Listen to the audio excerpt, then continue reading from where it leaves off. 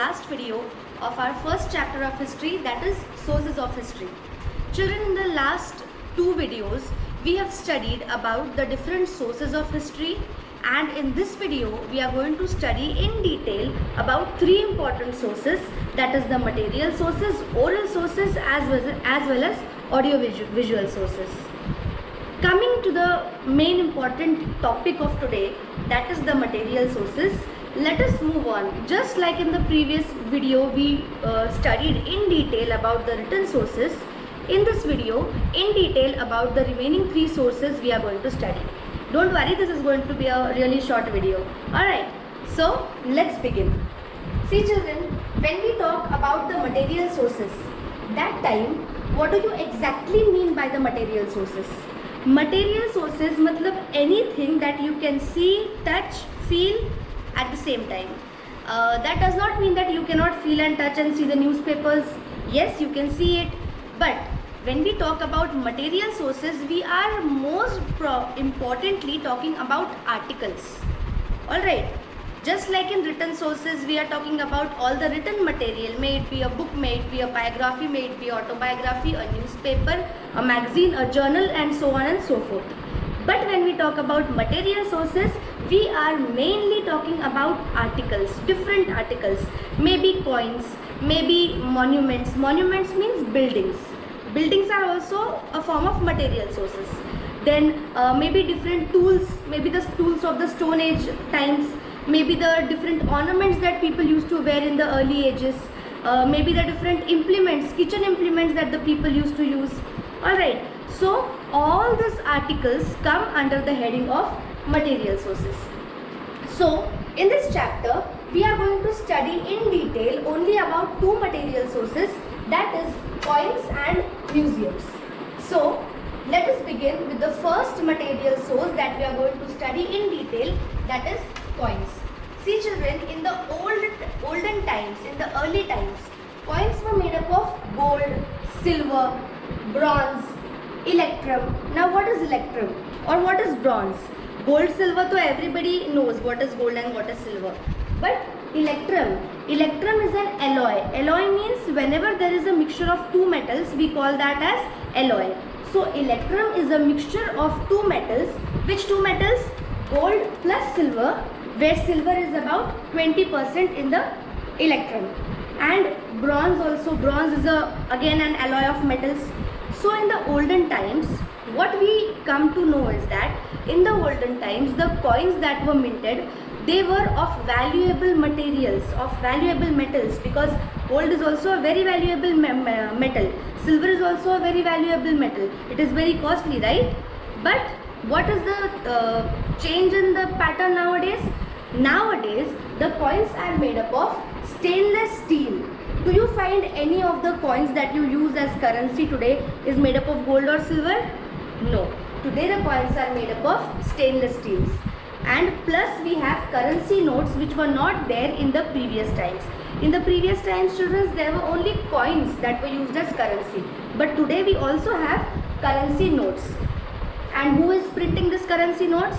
These currency notes are printed by the RBI. Now what is this RBI? The full form of RBI is Reserve Bank of India.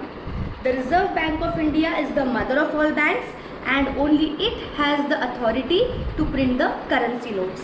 And the headquarters of the RBI is at Mumbai. So very clear till here? Now moving on. Now why are coins considered as an important source of history? This is because, see children, you remember when we talked about the postage stamps? You remember all of it? Yeah. So just like the postage stamps, I told you that on the postage stamps, according to the time in which the postage stamps were designed, the themes, accordingly the themes are printed there on the postage stamps. For example, I told you during the 1950s, the postage stamps had the photographs of Chacha Nehru because he was the current leader at that particular time. In 2000s, the postage stamps had the picture of Indira Gandhi, Rajiv Gandhi, because they were the current leaders in those times. In 2010s, we had Dr. Abdul Kalam Azad's photo on the postage stamp because he was the current leader. So just like the postage stamps tell you about the current situation or the current events or the current important leaders, in the same way coins also convey important information of the period during which they were minted. For example, if you will find some coins of you can see the pictures on the internet. If you will find coins that were minted during the time of the British rule in India, then those coins will be having the print on the coin will be that of the East India Company. You will find the East India Company printed on that coin, the picture of East India Company, or you will see the picture of any Governor General, any Viceroy of that time. Alright, so this is how the coins which were minted during the time of the British rule in India will have the pictures of that particular time, will tell you about the information of that particular time. So when you look at a coin, when you see a coin, a particular coin, suppose a coin is having a picture of great emperor Ashoka, then what do you come to know from that? You come to know that this coin belongs to the time of Ashoka rule in India, right? So this is how, children, coins convey important information about history. And coins also had in the early times during the Mughal rule and all, and even before that, when the different parts of the country were ruled by different kings, even in the medieval period, that time also the coins also had things written. Now what was written, we don't know, because we don't know about the language that was used at that time. Alright, on some coins, some Parsi writing is, in some Parsi language something is written, on some coins in Urdu language something is written. Alright, so in this way, coins suggest about the period during which they were minted. That is why we consider coins to be an important source of history. Rather, I would like to say important material source of history. Very clear, children? Alright, let's move on to our second source, that is museums.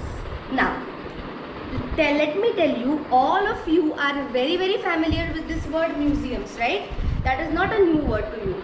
And many of you, I think many of you have been to a museum once in their lifetime, right? We have Chhatrapati Shivaji Maharaj Museum, very famous museum in Mumbai, right?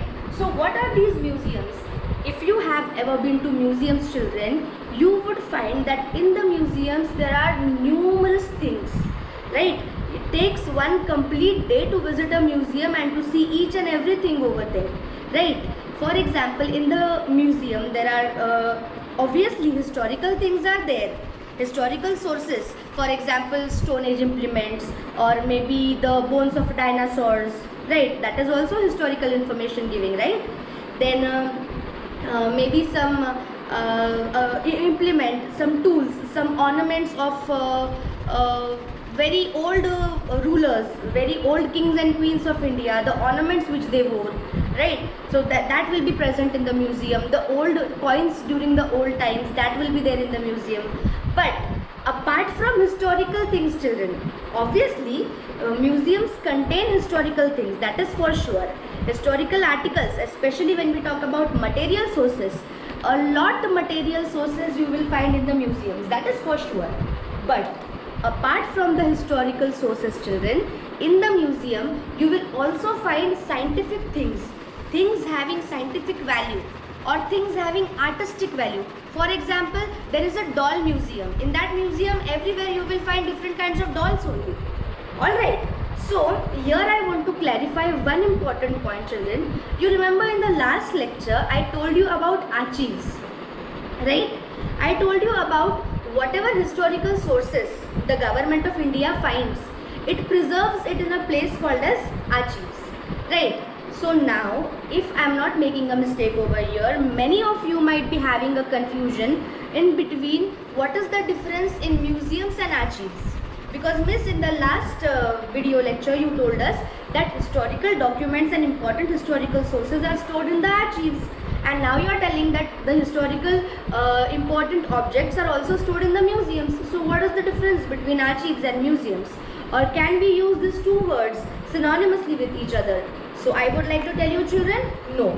Because the difference between archives and museums is that, see, very basic difference and very important difference. Two differences I will tell you. First difference is that in the archives only and only historical things are preserved. Whereas in the museums, along with historical things, the things having artistic value, the things having scientific value, the things of which is having cultural importance, which is having social importance, these things are also preserved along with the historical sources. Alright, so this is the first and the basic difference between museums and archives. Second important difference is that museums, children, are open to public. You can visit a museum, you can pay a little bit, whatever the ticket money is there, that ticket you can buy and you can visit a museum. So museums, children, they are open to public. Whatever things of display are there, they are open to the public. People can come, visit, see, and they can satisfy their curiosity by visiting the museums. But archives are not open to public. Archives are only kept for academic study. The historians who are doing some kind of research in history, the archaeologists who are involved in the excavation of the earth, all these people who are some or the other way linked to history or historical research, and the people of the government, only those people have an access to the archives. You and I, we cannot visit the archives. However money you pay. Did you understand? So archives are not open to the public, whereas museums are open to the public. So I think that the difference between archives and museums is crystal clear to you people now. All right. So now going back to museums, museums display cultural and social heritage of the country. Important cultural things which are having important cultural value, that are displayed in the museums. Important social value things are also displayed in the museums. Then why are museums important for us? Because when we visit the museums, when we actually with our eyes, we look at the things, we see the things, that time we can understand history or the historical events in a much better way. Alright, then next is museums has coins, lamps, nutcrackers, tools, articles, etc. Now nutcrackers here is, children, you might have seen with your granny, Adkitta is there, with which areca nut she cracks. Adkitta everybody knows, that is this nutcracker. In olden days, children, in olden times, this nutcracker was like an ornament for people. People had nutcrackers made up of gold. Did you understand? Like today we wear all the earrings, we wear thumb rings, we wear rings in our fingers, we wear necklaces in our neck.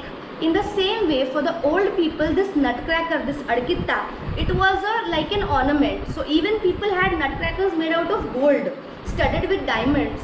So beautiful nutcrackers used to be there. And where will you get to see all this? You will get to see all this in the museums.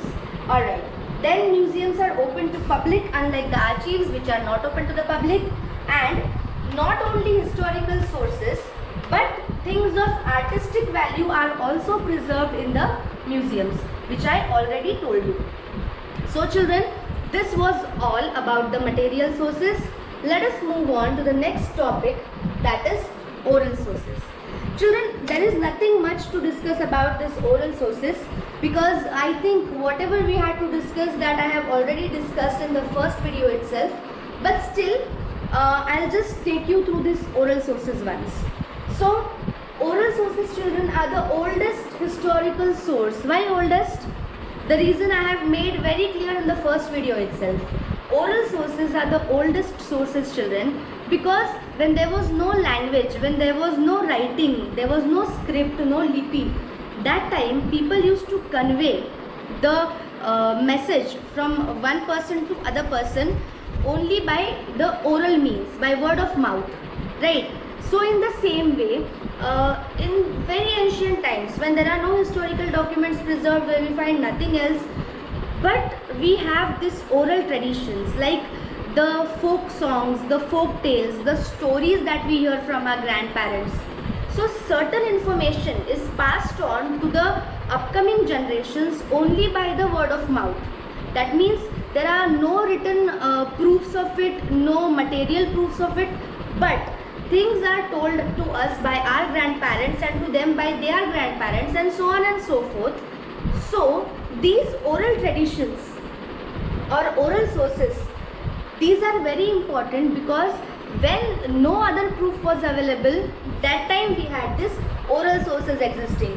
that people had folk tales. Folk tales I told you already, stories that are to be told in the public. Folk songs, again the songs that are to be sung in the public. Then ballads. Ballads also I told you, the song which is sung in the praise of somebody is called as ballads. You will find very famous ballads on Chhatrapati Shivaji Maharaj. Ballads are also called as povadas in Marathi. Alright, then we have OVs. What is OVs? OVs are जैसे हम कहते हैं a two-liner, a four-liner is there. ठीक है, वैसे especially when we talk about the great saints in Maharashtra like Sant Jnaneshwar, Sant Tukaram, these people have their OVs. Alright, so OVs are also a part of oral sources of history. Then oral sources is conveying information by word of mouth to the coming generations. There is no written proof, there is no material proof, but the oral sources are conveyed to one person from one generation to another by word of mouth. Alright, so that is why oral sources are the oldest and the most important source of history. Then, last but not the least, we will come to the audiovisual sources, which are one of the very important and one of the most prevalent sources in today's time. So children, I told you already, audio visual, audio matlab you can hear, visual matlab you can see. So whatever thing you can hear and see at the same time, such kind of sources are called as audio visual sources. I told you right now the video what you are watching, like you can hear me at the same time you can watch me. So this video what you are watching, it is also an audio visual source. The examples of audio visual sources are TV, internet, etc. So in this audio visual sources children, we have a very important topic to study, that is the FTII. What is the full form of FTII? Film and Television Institute of India. Now just like you have your arts college, commerce college, science college, technology college or different institutes, in the same way this institute, which is Film and Television Institute of India, it was started or it was established by the government of India in 1960 in Pune. Especially that means